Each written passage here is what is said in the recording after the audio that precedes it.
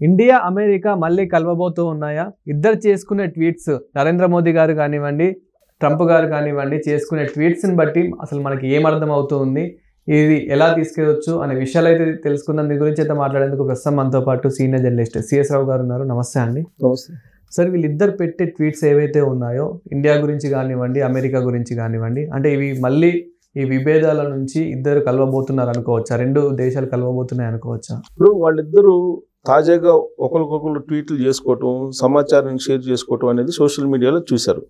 వాళ్ళ ట్విట్టర్ అకౌంట్లో చూసిన తర్వాత మళ్ళీ రాబోయేటువంటి రోజుల్లో వాళ్ళు మళ్ళా కలవబోతున్నారు అనేటువంటి ఒపీనియన్ కలిగింది.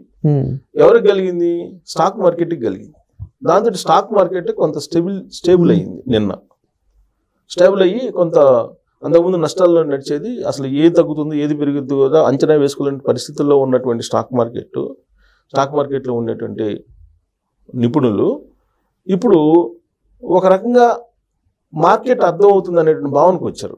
దానికి కారణం ఏంటంటే, ట్రంప్ తాజాగా చేసినటువంటి ట్వీట్ ఏంటంటే, నా మిత్రుడు నరేంద్ర మోడీ గారిని నేను మళ్ళీ త్వరలో కలవబోతున్నాను, వ్యక్తిగతంగా కలిసి ఇప్పుడున్నటువంటి ఈ వాణిజ్యపరమైనటువంటి అంశాలని సార్ట్అవుట్ చేసుకోబోతున్నాము అని చెప్పి ట్వీట్ చేశారు. దానికి తగిన విధంగా ట్రంప్ ట్వీట్కి అనుకూలంగా నరేంద్ర మోడీ గారు కూడా ట్వీట్ చేసి అమెరికాతోటి మేము నెగోషియేషన్స్ చేస్తూ ఉన్నాము, వాణిజ్యపరమైనటువంటి నెగోషియేషన్స్, ట్రంప్ తోటి కలిసి మాట్లాడటానికి సిద్ధమే అనే యాంగిల్లో ఈయన చేశారు. సో కాబట్టి ఇరువైపుల నుంచి కూడా సఖ్యత కుదరబోతుంది అనేటువంటి సంకేతాలు వచ్చేసాయి. దీనికి కారణం ఏంటంటే, ఒక ప్రత్యేకమైనటువంటి దౌత్యవేత్తల టీము, లేదంటే వాణిజ్యపరమైనటువంటి టీము, విదేశాంగ శాఖలో ఉండేటువంటి టీము ఆల్రెడీ అమెరికాలో ఉంది. అలాగే అక్కడ అమెరికా గవర్నమెంట్ తోటి లైసెన్సింగ్ చేయడానికి ఒక ప్రత్యేకమైనటువంటి కంపెనీలు, 2 కంపెనీలతోటి భారత ప్రభుత్వం కూడా ఒప్పందాలు చేసుకుంది రీసెంట్గా. ఈ 2 కంపెనీలు కేవలం లైసెన్సింగ్ చేయడానికి ఒక 5-6 నెలల పాటు భారత ప్రభుత్వంతో ఒప్పందం కుదుర్చుకుంది. అక్కడి నుంచి నెగోషియేషన్స్ జరుపుతున్నారు, అమెరికా భారత సంబంధాలని మెరుగుపరచాలి అని చెప్పి. అలాంటి సందర్భంలోనే అమెరికా విదేశాంగ శాఖ సలహాదారుగా ఉన్నటువంటి నోవా ఆయనేమంటున్నారు, అమెరికా ఒకవేళ వాణిజ్య ఒప్పందాలు కుదుర్చుకోకపోతే భారతదేశం నష్టపోతుంది, భారత్ చైనా తోటి సంబంధాలు పెట్టుకుని మునిగిపోబోతుంది అని చెప్పి ఆయన అంటున్నారు తాజాగా కూడా. కానీ భారత విదేశాంగ శాఖ మంత్రి ఏమంటున్నారు, జయశంకర్ గారు, భారత్ని వదిలిపెడితే అమెరికా మునిగిపోతుంది, ఆరిపోతుంది, అది అందరికీ తెలుసు ప్రపంచవ్యాప్తంగా అని వీళ్ళు అంటున్నారు. ఇలాంటి పరిస్థితుల్లో అమెరికా ఆర్థికవేత్తలు ఏమంటున్నారు, భారత్ చేజారిపోవడం మంచిది కాదు అమెరికాకి. భారత్ అనేది ఎదిగొస్తున్నటువంటి ఆర్థిక వ్యవస్థ, రాబోయేటువంటి రోజుల్లో ప్రపంచంలోనే ఒక పెద్ద ఆర్థిక వ్యవస్థగా భారతదేశం ఉండబోతుంది. ఇలాంటి భారతదేశంతో అమెరికా కటీఫ్ అయితే అమెరికాకే నష్టము, అమెరికా ఆర్థిక వ్యవస్థకే నష్టము అని అమెరికాలో ఉన్నటువంటి ఆర్థికవేత్తలు, సలహాదారులు చెప్తున్నారు. ఇక నిక్కీ హేలీ, విదేశాంగ శాఖకు సంబంధించినటువంటి మాజీ ప్రతినిధి, ఆవిడేమంటున్నారు, నిక్కీ హేలీ, భారతదేశాన్ని వ్యతిరేకిస్తే, భారతదేశాన్ని మనం జారవిడ్చుకుంటే అమెరికాలో ఉండేటువంటి మేధో సంపన్నంత పోతుంది, అమెరికా దెబ్బతింటుంది అని ఆవిడే చెప్తుంది. పైగా రిపబ్లికన్ పార్టీ, సేమ్ పార్టీ, ఇది ట్రంప్ పార్టీ. సో వాళ్ళు చెప్తున్నారు. సో అటువైపు ఇటువైపు 2 రకాలుగా అమెరికాలో ఉండేటువంటి వాళ్ళే, సేమ్ పార్టీలో ఉండేటువంటి వాళ్ళే భిన్న రకాలుగా ట్రంప్కి సలహాలు ఇస్తున్నారు, భిన్న రకాలుగా వీళ్ళు స్టేట్మెంట్లు ఇస్తున్నారు. సేమ్ ట్రంప్ కూడా ఈ క్షణంలో ఒక రకంగా మాట్లాడతాడు, నెక్స్ట్ ఇంకో రకంగా మాట్లాడుతూ ఉంటారు. దానికి తాజా ఉదాహరణ ఏంటంటే, ఖతర్ మీద ఇజ్రాయెల్ దాడి చేసింది. ఆ ఇజ్రాయెల్ దాడి చేయడం అమెరికాకి తెలిసి కూడా చెప్పలేదు అనేది ఖతర్ భావిస్తుంది. మిత్రదేశం అమెరికాకి ఖతర్ అనేది. ఈ ఖతర్ మిత్రదేశం, ఇజ్రాయెల్ మిత్రదేశం. ఇజ్రాయెల్ ఖతర్లో ఉండేటువంటి ప్రజాప్రతినిధులను చంపేసి టార్గెట్ చేసి ఇది అమెరికాకి తెలుసు అని చెప్పి ఖతర్ భావిస్తుంది. ఈ ఖతర్ దేశానికి ఇప్పుడు భారతదేశం మద్దతు పలికింది. భారతదేశం మద్దతు పలికి ఆ దాడిని ఖండించింది. దాంతో ఖతార్ దేశానికి సంబంధించినటువంటి అధిపతులు, లీడర్లు, ప్రతినిధులు అందరూ కూడా భారతదేశం సపోర్ట్ ఇచ్చింది అని చెప్పి కొంత నైతిక ధైర్యంని పొందుతుంది ఆ దేశం. కానీ ట్రంప్ ఇక్కడ డబుల్ గేమ్ ఆడాడు. ఖతార్ ఏం చెప్తుంది, ట్రంప్కి తెలుసు, అమెరికాకి తెలుసు, అమెరికాకి తెలిసే ఈ దాడి జరిగింది, కానీ అమెరికా చెప్పలేదు మాకు. దాడి జరిగిన తర్వాత చెప్పింది, అంటే ఇది నమ్మించి మోసం చేయటం. సో అమెరికా నైజం ఎప్పుడు కూడా నమ్మించి మోసం చేయటమేను అనేటువంటి యాంగిల్లో ఆ దేశం మీద ఉన్నటువంటి, ఆ దేశ అధ్యక్షుడి మీద ఉన్నటువంటి అభిప్రాయం. దానికి తాజా ఉదాహరణ ఖతార్ మీద జరిగినటువంటి దాడి. భారతదేశం విషయంలో కూడా అదే జరిగింది. నరేంద్ర మోడీ గారు నాకు మంచి మిత్రుడు అని చెప్పి ట్రంప్ చెప్పారు.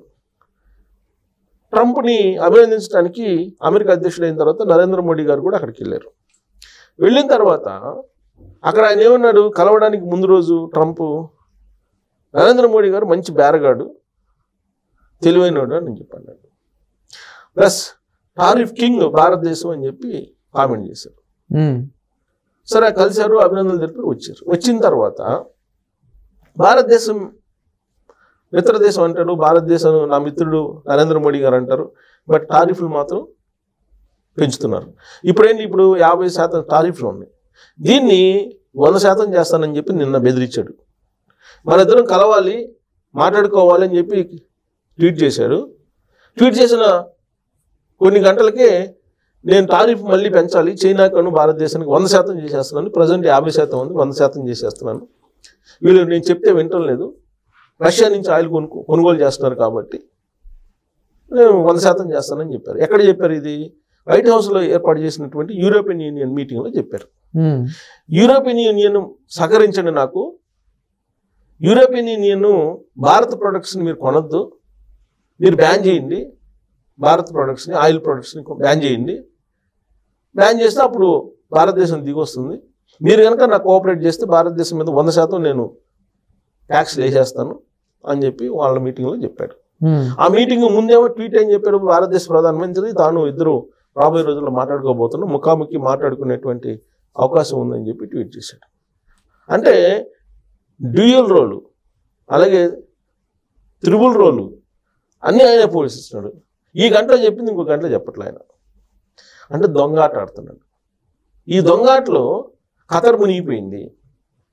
ఇప్పుడు భారతదేశం మీద దొంగాట ఆడుతున్నాడు. కానీ నరేంద్ర మోడీ గారు తెలివిగా ట్రంప్నే ఇరకాటంలో పెట్టారు. ఎందుకంటే ట్రంప్ను వదిలేశారు. ఆల్మోస్ట్ ట్రంప్ను వదిలిపెట్టి మీరు చెప్పింది మేము వినాల్సిన అవసరం లేదు, మా సార్వభౌమాధికారం మాకుంది, కాబట్టి మీరు ఆయిల్ కొనొద్దంటే రష్యా నుంచి, మేము ఎందుకు కొనుక్కుంటుంటాం, మేము కొంటాం, కొనేది అని చెప్పేసి ఇమీడియట్గా రక్షణ వాణిజ్య ఒప్పందాలని మరింత ఎక్స్టెండ్ చేసుకునే దానికి జాతీయ భద్రతా సలహాదారుగా ఉన్నట్టు అజిత్ దోవల్ గారిని రష్యా పంపించారు.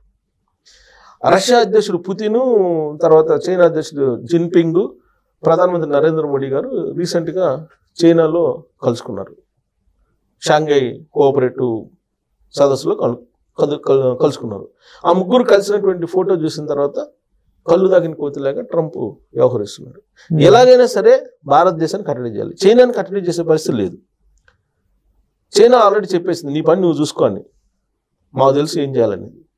సో భారతదేశాన్ని కట్టడి చేయాలనే ప్రయత్నం చేస్తూ ఉంటే భారతదేశం బెండ్ కావట్లా.